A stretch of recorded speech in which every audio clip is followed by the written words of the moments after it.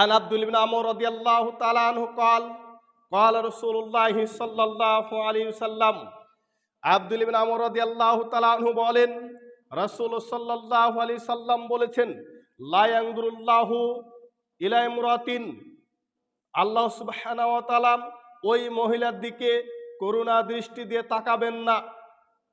আল্লাহর নবী বলেছেন, লা ইয়ানজুরুল্লাহু ইলা ইমরাতিন, আল্লাহ তাআলা ওই মহিলার দিকে করুণা দৃষ্টি দিবেন না কিয়ামতের দিন। দয়ার দৃষ্টি দিয়ে তাকাবেন না, রহমতের দৃষ্টি দিয়ে তাকাবেন না।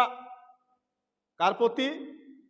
লা লা তাশকুরুলি জাওজিহা, যে মহিলা তার স্বামীর শুকরিয়া আদায় করে না, যে মহিলা তার স্বামীর শুকরিয়া আদায় করে না, ওহিয়া লা তাস্তাগনা আনহু, নিজের স্বামীকে পরিপূর্ণ মনে করে না, সে মহিলা জাহান্নামী মহিলা, সে মহিলা শয়তানের পদক্ষেপকে অনুসরণ করেছে। নিজের স্বামীকে পরিপূর্ণ মনে করে না, নিজের স্বামীকে হিরো মনে করে না, জিরো মনে করে।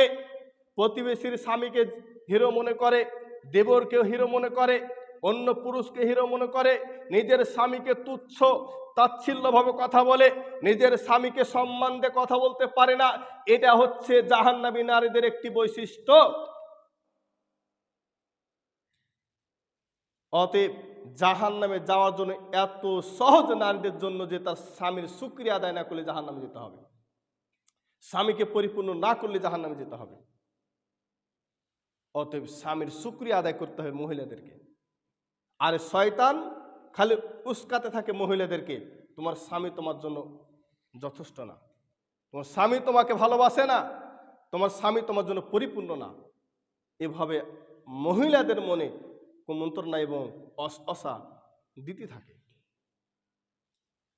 অতএব এই থেকে বাঁচার একটি উপায়, আল্লাহর কাছে প্রার্থনা করতে হবে, আউযু বিল্লাহি মিনাশ শাইতানির রাজিম।